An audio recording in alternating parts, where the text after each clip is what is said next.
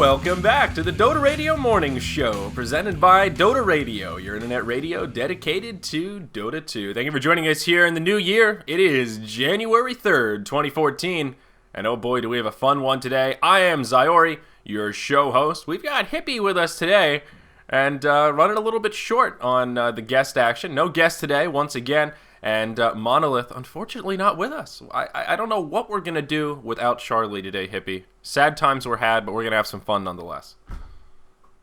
We're going to be some really unfortunately boring people. What can I say? I mean, what are you going to do without all the bitterness and anger that Charlie brings to a show? Come on. I know. I don't know. We're going to have to start a segment soon just called Charlie Gets Mad. And, I don't know, model it off of Back in Black from The Daily Show. Lewis Black just complaining about stuff. I think Charlie's very well suited for that. He's got the sense of humor.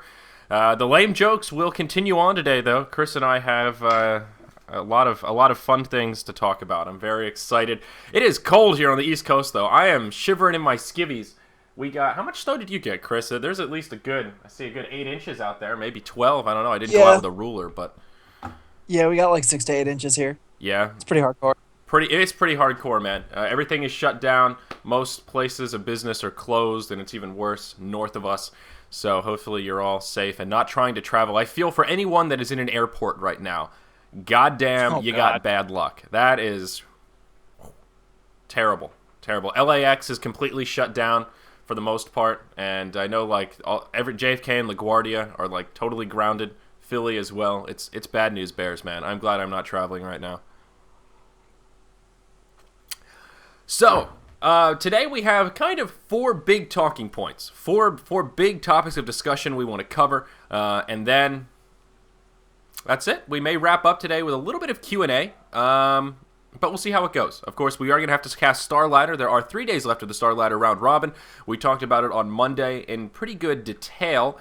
At this juncture, though, Chris, the top 4 for Star Ladder are looking pretty much set, and I want to pull it up very quickly here and just double check. I know we talked about it quite a bit, but I was talking to a few others, and I think there is virtually no chance that the top 4 will fluctuate at this point. I think we know it's going to be Na'Vi, Alliance, and I'm struggling to pull up my browser here. It's going to be Na'Vi, Alliance. Who else is it? I thought I had this tab open and I can't find it. I'm really failing already, Chris. Are you still with me, or did Skype drop? Are you here? Hold on, something is... Uh-oh. Bad things are happening. Yeah. I think it's you, man. I'm going to go there. So anyhow, here we go. The top 4 looking pretty locked, though. Na'Vi, Sigma, Alliance, and Rock's Kiss. We talked about it in pretty good detail. It's still technically possible. Na'Vi and Sigma both with 1 game to go. Fnatic could win their next 2. And Sigma and Na'Vi could be sitting there with 5 losses. Tied with Fnatic, but looking pretty grim. Navi's last match is against Flipside, and Sigma's last match is against... I need to hang this up and fix stuff. Okay, you got it. I don't know what's going on. Okay, I don't know what's going on either. Something crazy. There's chaos happening all over the place. So anyway, we are casting Star Ladder today. That means we are on a schedule, if you will. Got to get out of here by about 10:50 Eastern or so. Hopefully a little bit earlier than that. So we'll just continue chugging along here. This is just a Zyori podcast. I actually recorded a Zyori podcast yesterday. If you're interested, get a shameless plug myself since I'm the only one still on the air. It is available at Zyori.tv. First topic of news, though. We do have Blitz. He assembled a new team. Very exciting. We sort of teased this a little bit on Monday. We knew that it was coming. We knew that the Blitz was going to be doing something. He has been teasing us with sort of semi-announcements. The announcement of an announcement that he was planning on staying in Korea. And here we are. He has a new team called Team Zephyr. And it's pretty exciting. I'm not really sure where the name Zephyr came from. It's kind of an interesting choice. I've been calling it Team Blitz just because that's how I know it in my head. And just scroll through us. I see a fuck here. And it caught my attention. I actually didn't read that quote. And should blow you all the fuck away, and I'm guaranteed none of you will be able to guess what it is. Well, that's exciting. So here we go. There's the official tweet from @ZephyrDota, and you can see all the members there. It's going to be Blitz, Bambo, Aosin, Corey, and Purge. Wow.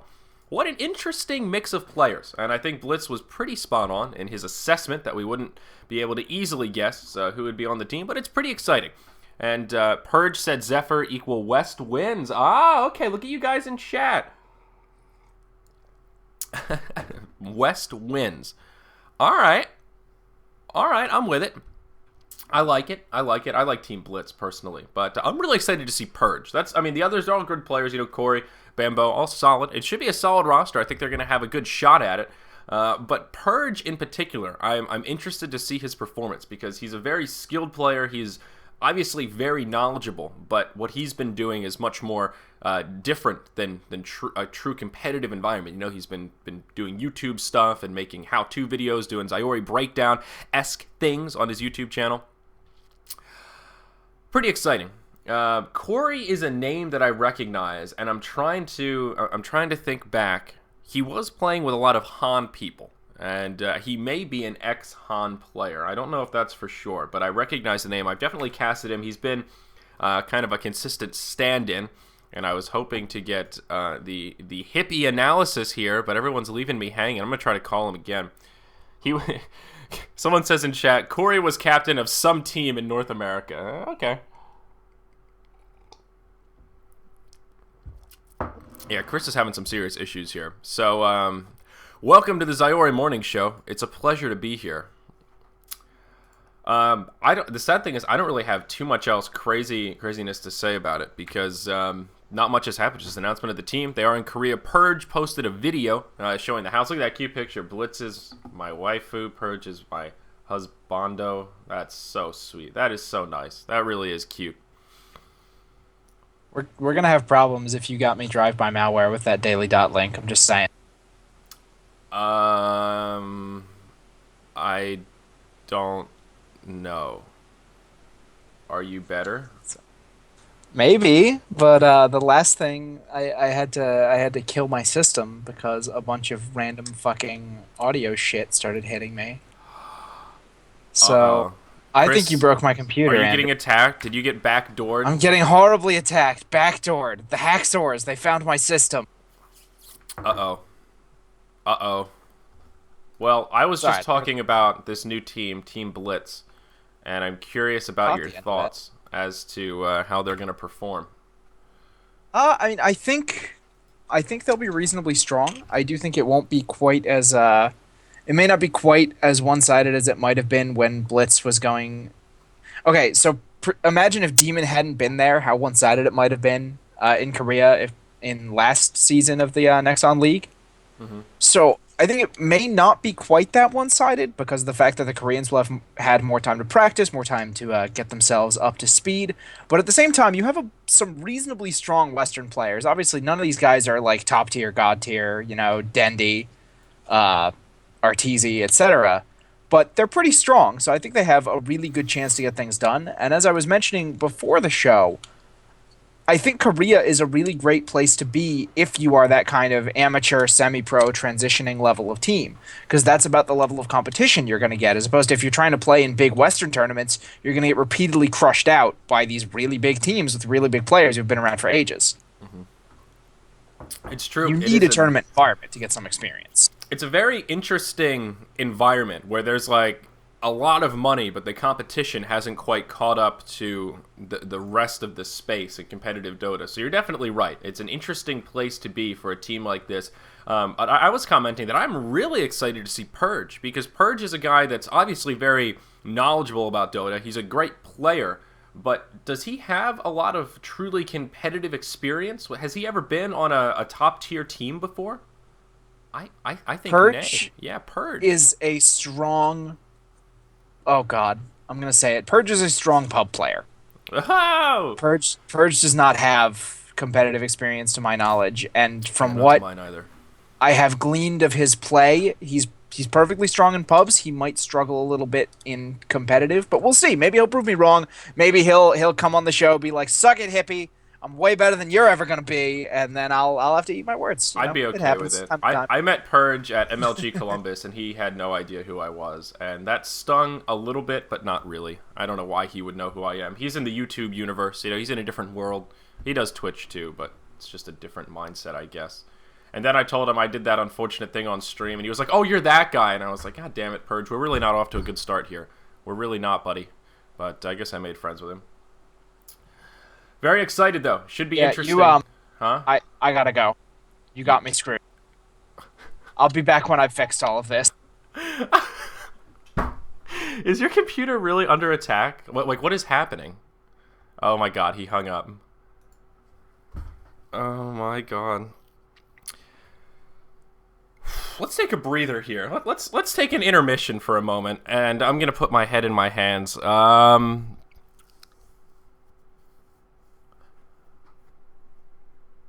think Hippie clicked on a bad link. He's being attacked by cyber bullies. Alright guys, well, the show must carry on, right? This will be basically Zayori Podcast 1.5 here.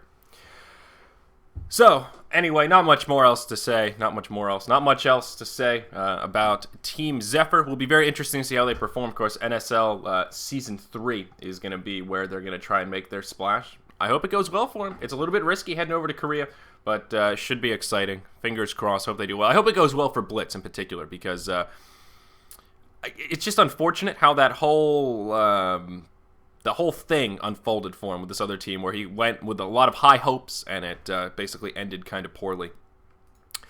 So I'm just going to chug through this stuff, guys. We're going to make this a short episode because the whole point of this show is to have a discussion, to share perspectives. This is just solo Zayori. I wanted to mention this whole DK thing, WPCAs. I actually didn't watch it. I was AFK IRL during this happening. I caught a little bit of the last game. I actually need to catch up on the VODs. DK, though, with a huge win in WPCAs over IG. Of course, I have a typo there. Over nobody. But very interesting because DK actually started out the series 0-3 and then ended up taking it 4-3 with a 4-game streak to win it. Very exciting indeed. You have this cute gif here of Lana breaking his monitor. It's been all over if you haven't seen it by now. We were talking about it in the pre-show. Pretty exciting. Big prize pool there. These Asian tournaments, I've noticed that the prize pool tends to be a little bit more top-heavy. And we see DK going to walk away with $163,000. That is American. And roughly a $250K prize pool. I love that gif, though. A lot of them just so excited. Smacks the monitor, and then it's totally busted. So good. So good. An insanely long series. Someone says, just bring up talking points. Oh, yeah. It was very, very long. Best of 7.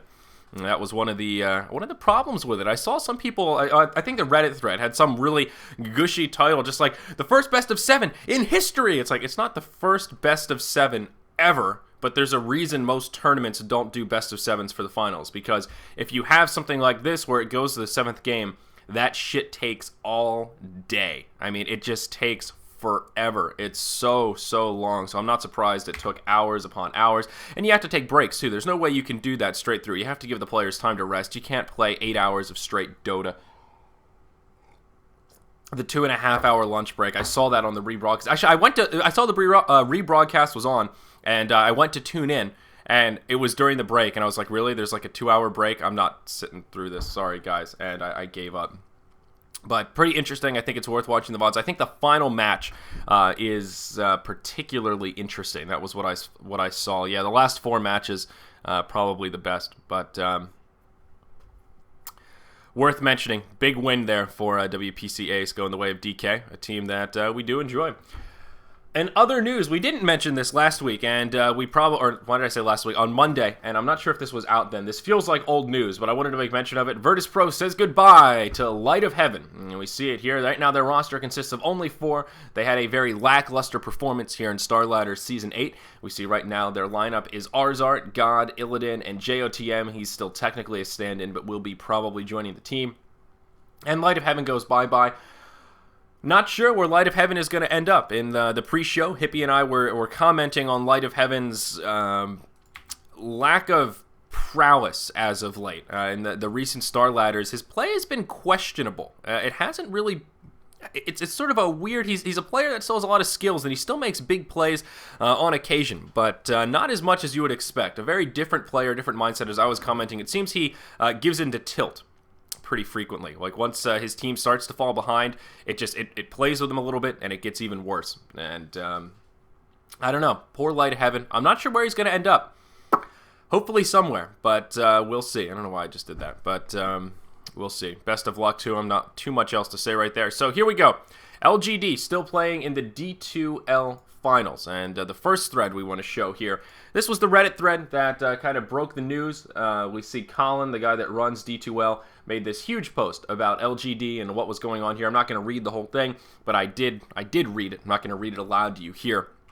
And it's sort of a weird drama. This is one of those dramas that I caught the tail end of. I didn't catch it like while it was happening. I just saw the aftermath and was kind of like, oh, I guess that happened. And it's sort of interesting. If you go to On Gamers and look at their articles, this gives you a pretty good spread of what was happening here. We see Black says that LGD International is dead, of course, after they qualified for the D2L finals. Then we see Liquid to replace LGD in the D2L finals. And then we see LGD manager alleges that they were still planning on going to D2L, and then we see D2L management attempts to set the record straight, and now LGD will be in the finals. So you can see the pretty straightforward progression.